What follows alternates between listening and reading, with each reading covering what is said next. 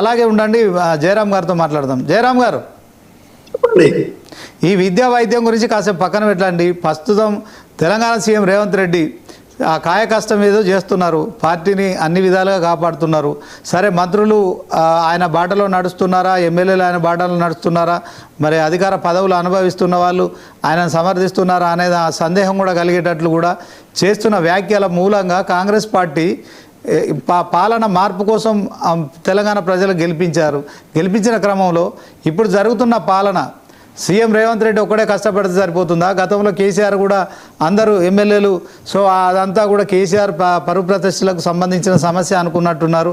ఎక్కడి వాళ్ళు అక్కడ ఆయన ఏదైతే ఆయన బొమ్మ పెట్టుకొని గెలుద్దాం అనుకున్నారు, కానీ ప్రజలు చాలా తెలివి కలవాలి.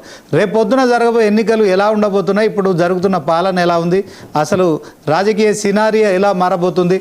బీజేపీ వాళ్ళు అంటున్నారు ఖచ్చితంగా మరి ఈ రెండు ప్రభుత్వాల మీద ప్రజల వ్యతిరేకత పెరుగుతుంది, మేమే అధికారంలోకి వస్తా అంటున్నారు. మీరేం చెప్తారండి? ఒకటి ఏంటంటే పెద్ద జోక్ ఏంటంటే సీఎం రేవంత్ రెడ్డి కాయ కష్టం చేస్తున్నాడు అంటే నిజంగా కాయ కష్టం చేసే వాళ్ళని మాత్రం అవమానించినట్టే. సీఎం రేవంత్ రెడ్డి కాయ కష్టం చేయడం అంటే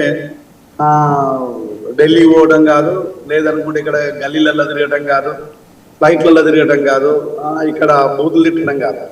కాయ కష్టం చేసే వాళ్ళు కాయ కష్టం అంటే ఇది కాదు. ఇక కాయ కష్టం సీఎం చేస్తుండే ఓన్లీ భూముల గురించి, ఆ భూములలో చాలా కష్టపడుతున్నాడు, ఏం చేయాలా ఏంటిదనే విషయాన్ని. కానీ ఆయన కష్టానికి తగ్గ ఫలితం తగ్గదో రానున్న ఎలక్షన్లో ప్రజలు చెప్తుంటారు. ఇంకా ఆ విషయాలను కొంచెం పక్కన పెట్టేస్తే రేవంత్ రెడ్డి ఇప్పటికైనా తనకు అర్థం కావాల్సింది ఏంటంటే, ఆ రోజు నువ్వు ఏం విమర్శించావు బీఆర్ఎస్ పార్టీని, ఇప్పుడు నువ్వు ఏం చేస్తున్నావు, ఇది నిన్ను నువ్వు ప్రశ్నించుకోవాలి. ఆ రోజు నువ్వు విమర్శించిన దాని లోపల నువ్వు ఫాలో అవుతున్న ఇప్పటి దాని లోపల ఏమైనా తేడా ఉన్నదా లేదా, లేకపోతే దాన్నే మక్కిగా నువ్వు కాపీ కొడుతున్నావా?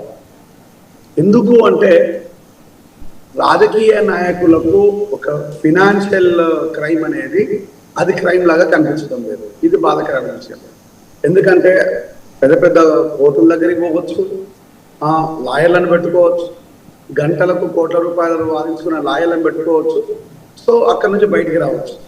కాబట్టి ఎంత దాన్నైనా మనం తినేయచ్చు, ఏదైనా తినేయచ్చు, ఏమైనా సంపాదించుకోవచ్చు. కాదుకూడదు అనుకుంటే 90 రోజులు జైల్లో ఉండొచ్చు. దీనికి వెల్ ప్రిపేర్ అయిపోయిన రాజకీయ నాయకులు. సో ఇదే ప్రిపరేషను రేపు ప్రజలవుతే మీరెక్కడ ఉంటారు?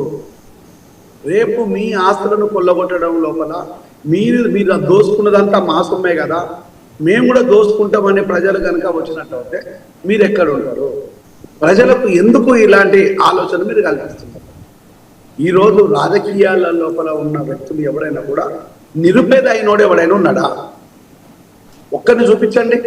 నేను రాజకీయాలలో పోయి ఈరోజు నిరుపేద అయినా ఇక మనోడు చెప్పమంటే నరేంద్ర మోడీ పేరు చెప్తాడేమో.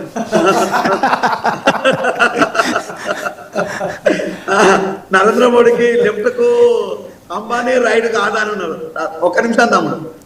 సో దెన్ అంటే ఈరోజు రాజకీయాలలో ఉండే నిరుపేదలైన వాళ్ళు, నిరుపేదలను చేయడానికి రాజకీయాలలో ఉన్న వాళ్ళని మాత్రం నేను తలంతకల మందిని చూపిస్తాను. అంటే ఈరోజు ఎవరి కోసం మీరు ఇంత డ్రామా చేసేది? దేనికోసం? మీరు చేస్తున్న పనులలో ఏది కూడా ప్రజాక్షేమం లేదు, సంక్షేమం లేదు. ఈరోజు మీ క్షేమము, మీ సంక్షేమము, మీరు బీఆర్ఎస్ పార్టీ అధికారంలో ఉన్నప్పుడు దోపిడంటూ జరిగితే ఆ నలుగురు పేరు చెప్పారు. ఇక ఆ నలుగురు పేర్లు ఏం చెప్పాల్సిన పని లేదు. ఇప్పుడు ఆ నలుగురు కాస్త ఎన్టీఆర్ సినిమా అవుతుంటది, ఆలీబాబా చాలీ చోర్ అని. ఇప్పుడు ఆ సినిమా పేరు చెప్తున్నారండి. ఎందుకంటే మనోడికి ప్రియమైన నటుడు కాబట్టి ఎన్టీఆర్. ఎక్కడ పోయినా ఎన్టీఆర్ జపాన్ చేస్తుంటాడు, ఎన్టీఆర్ పాట పాడుతుంటాడు. కాబట్టి ఈ మధ్యలో ఎన్టీఆర్ సినిమా పేరు కూడా చెప్తున్నారు కాంగ్రెస్ వాళ్ళు. అరే ఆ నలుగురు కాకపోయి మా దగ్గర ఉన్నది ఆలీబాబా చాలీ చోర్ ఉన్నారని చెప్తున్నారు. ఆలీబాబా 40 దొంగలు అనే సినిమా ఉంటుంది, జయలలిత గారు ఎన్టీ రామారావు గారు ఉండే సినిమా. ఇప్పుడు ఆ సినిమా పేరు చెప్తున్నారు. అంటే ఈరోజు నలుగురు నుంచి 40 మందికి ప్రమోషన్ ఇవ్వగలిగిండు, చాలా సంతోషం. ఈరోజు భూములన్నింటికి రేఖలు వచ్చి వెళ్ళిపోతున్నాయి, మరీ సంతోషం. ఈరోజు అమ్ముకోవడానికి భూములు ఉన్నాయి, తిరగడానికి ఫ్లైట్లు ఉన్నాయి, చెప్పడానికి స్పీకర్లు ఉన్నాయి, మొత్తుకోవడానికి టీవీ ఛానళ్ళు ఉన్నాయి, రాయడానికి పేపర్లు ఉన్నాయి, బూతులు తిట్టడానికి నోరు ఉన్నది. ఇదేనా ఇక ప్రగతి అంటే? అంటే దీని ప్రగతి అన్నామా? అంటే గత ప్రభుత్వానికి ఈ ప్రభుత్వానికి ఏం తేడా ఉంది? గత ప్రభుత్వానికి ఈ ప్రభుత్వానికి తేడా ఒకటి, అప్పుడు నలుగురు ఉంటే 40 మంది అయింది. ఇదేనా? ఈ ఒక్క తేడా తప్ప ఇంకా అంతమించిన తేడా ఏమున్నది? అంటే ఈరోజు మీరు అన్నట్టుగా మనం విద్యను వదిలేద్దాం, వైద్యాన్ని వదిలేద్దాం, తాగుబోతుల సంఘాన్ని వదిలేద్దాం, అన్నింటిని వదిలేద్దాం. కానీ ఈరోజు రాజకీయ నాయకుల అవతారంలో ఉండేసి రాజకీయ నాయకులు దోపిడీ చేస్తూ ఉంటే, రాజకీయ నాయకులు దోసుకుంటూ ఉంటే ఇక ప్రజలకు తిండి పెట్టేది ఎవడు? ప్రజలకు ఎంప్లాయ్మెంట్ ఇచ్చేవాడు ఎవడెవడు? ప్రజలకు ఈరోజు మనం ఏ నీతులు చెప్పుదాం? కేసీఆర్ గారిని ఉదయం లేతే రాత్రి దాకా వెళ్తే ప్రజలకు కడుపులో నిండుతుందా? ఎంప్లాయ్మెంట్ వస్తుందా? అంటే ఈరోజు మీరు కేసీఆర్ గారిని తిట్టకపోవడం అనేది మీ ఇష్టం. నిజంగా రేవంత్ రెండు సలహా ఇస్తాను.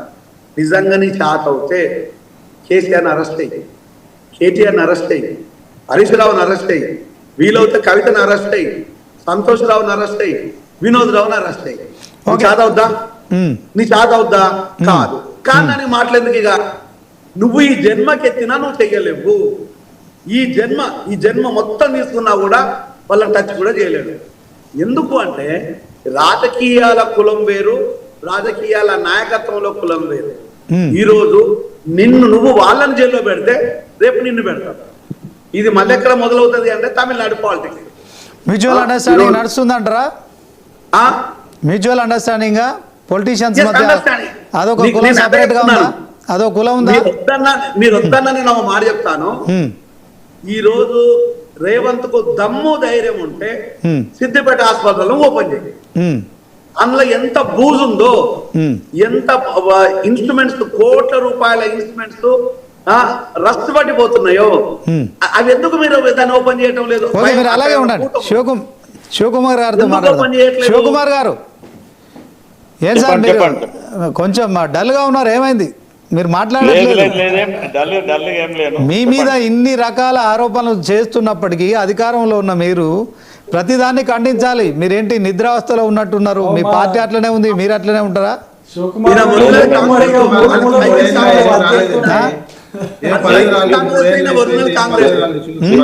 శ్రీనివాస్ గారు, మీరు ఒరిజినల్ కాంగ్రెస్ ఇప్పుడున్నదంతా